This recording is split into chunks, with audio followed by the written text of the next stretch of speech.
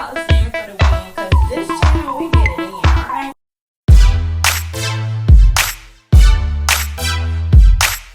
If you're new, like, subscribe, and join the tribe. So, we're unleashing the uniqueness in this video, mastering your video branding. Alright, if you want to build your personal brand, you want to unleash your uniqueness, I need you first off, I need you to unleash your quirkiness. That's right. Somebody had to tell y'all, because I'm telling you, in the coaching industry, one thing I noticed is that everything is by the industry standards, okay? If you are a creator and you're willing to build your brand, you want to be different. You don't want to fit into that tiny little box. You want to be yourself. You want to be different. So you don't have to pretend to be anybody. You can be whoever you already are. So for example, me, I like to do my thing. I like to rhyme like all the time. I like to make rhymes. I like to do my thing. I like to just be open and free. Like, I'm a Sagittarius. I like to have fun and have adventure. I like to be sparkly, razzle dazzle. And that's what it takes to build a personal brand. Whatever it is that makes you you. I just want you guys to realize the first tip in today's video is about embracing your quirkiness, okay? You are a queen, you are a king, but your quirkiness is you. It makes you unapologetically unique. Do not allow anybody to tell you that there's something wrong with that. Do not allow anybody to tell you that that's unprofessional, that it's not unique, that it's this and that. You are you, and that's what breaks you down to be you. That's what makes you different. Everybody wants to be like everybody else, but that's not unique. That's not being you. That's not being different. That's fitting in. If you're trying to be like this, that, and the third, that's not being you. Whatever it is that makes you you, you be you, okay? Because listen, I'm gonna tell y'all the real life truth. In my beginning videos, I felt like I was stiff in a tight box. And the reason why is because, I came from a professional background. I came from working for corporate companies and working in marketing and sales and having these so-called tight scripts to generate clients. But that was the reason why I wanted to break free. I wanted to really have my own business because I wanted to be me. I wanted to express my uniqueness. I wanted to really be able to use my creativity, do some fun and unique things. And I didn't realize this at the beginning when I entered the coaching industry as a certified professional life coach. I'm like, okay, I'm doing this, I'm a coach, all right, let me create a program. But I felt like I was still on a robotic program, okay? So now I decided to niche into the personal branding aspect, and that helped me really find freedom because I'm multi-passionate, multi-talented. I have skills in many different areas and expertise and experience in many different areas. So I'm very unique. I'm not like anyone else. I'm very, one of a kind. And that's what makes me different, okay? So with a passion for helping others, I really feel like my expertise is there for the people who cannot find that. Some people just are not creative. Some people can't think of these ideas, but for me, I have ideas like on autopilot. I have unlimited ideas. So that's why I'm here as your personal brand coach, as your brand visibility strategist, helping you get visible, because that part is not an issue for me. And I have been helping my clients for years now to really increase their brand visibility, to stand down, sell out as their unique self, no matter what industry you're in, as an expert, as an entrepreneur. I'm helping you embrace your quirks, your uniqueness, and your quality as a king or a queen in your personal brand, okay? So that was tip 1, embrace your quirks, okay? Tip number 2 is all about really sharing your unique story. In order to really have people accept your quirks, they have to know your story. For example, my story, I started out working the regular 9-to-5 job. I worked for, my very first job was working at Publix, okay, as a cashier. I worked at Publix as a cashier, okay? And from there, I moved on to different jobs, which were basic jobs, Walmart, Amazon as a packer. But after being in this physically demanding job where I was like trying to do this and to do that, I was like breaking my back. I'm like, okay, no, this is not for me. I have flat feet, so my back starts to hurt when I'm doing too much, okay? So if you're like me, I'm like, okay, yeah, this is a little too much. I'm not doing this. I know my value, the value that God has for me. This is a value that I already know that I'm called to do. So I said, all right, that's enough. I made a decision. The word is decision, and for the people in the back that didn't hear, okay? Decision. I had to make the decision first off and foremost back then. This was around, I want to say about 20, let me see. This was around, I would say 2028, okay?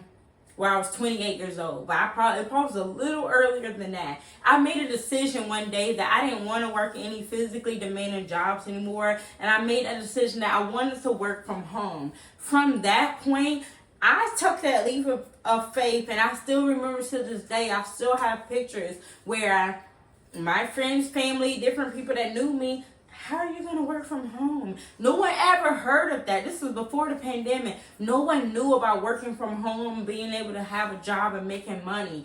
I was determined after my experience having flat feet with no arch, working on a concrete floor at Amazon, I said, no, I'm not working no more standing up for 10-hour jobs, and that's that. I made a decision. I said, I'm not coming home at 7 o'clock at night from picking my kids up from daycare. I was literally speeding down the highway every night, Monday through Friday, trying to reach the daycare to get my 3 kids from daycare, okay? And I was late from picking them up because it was a 10-hour shift working at Amazon.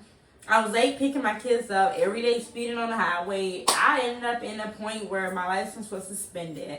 I was speeding, getting speeding tickets, all that, doing the most, trying to do what I had to do as a single mom, trying to get my kids, from daycare. Once I used to pick my kids up from daycare, the daycare provider used to be like, ma'am, I'm sorry, we not going to be able to do this anymore. They told me that, and I was heartbroken. I didn't know what I was going to do because I couldn't provide I could not expect anybody else to pick up the slack. I could not expect anybody else to be able to watch my kids, okay? I went through the phase of trying to find, a positive, responsible, and reliable childcare sitter for my kids instead of daycare, but it didn't work. I had different scenarios where it didn't work. So overall, I had that situation where I decided I wanted to work from home only. I started working from home, but it was still an issue. The jobs were still unfulfilling. Many of you guys might have experienced that already. Let me know down in the comment section below if you've experienced working a 9-to-5 job that has been unfulfilling.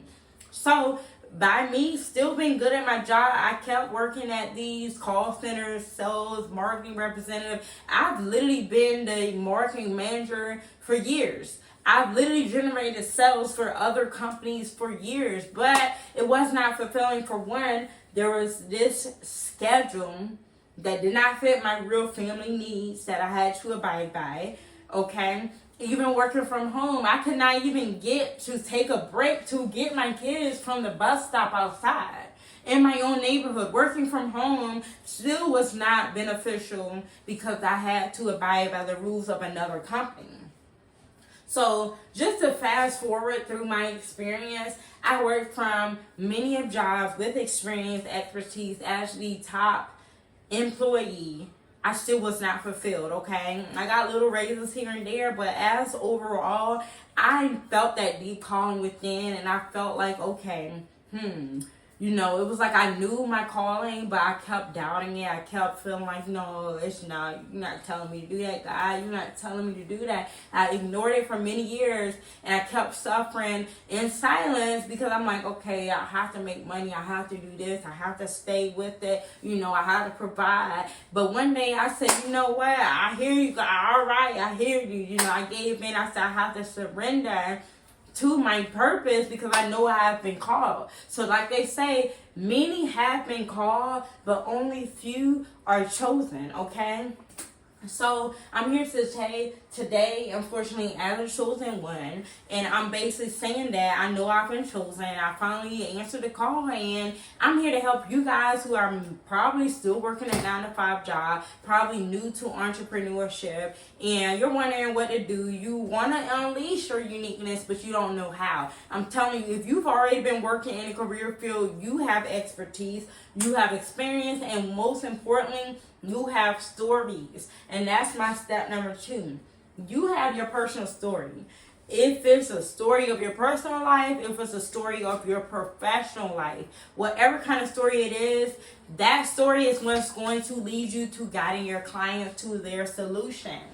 Your clients, whether you're a service-based entrepreneur, whether you're a public speaker, or a thought leader, you are helping someone get from point A to point B. So you have to have those steps in between to help them get to where they want to be. And that's where your story comes along. As the industry expert, you're the one that has a story that they can relate to help them overcome their challenges and to help them really get to where they want to be. Okay? So tip number 2 is pretty much sharing your personal story. Tip number 3, when you share your story, you want to be authentic. You have the experience. You have the expertise. What were your challenges? What were your pain points? What was the problem? What were the steps that you take to get through those? And what was the end result? What is the solution?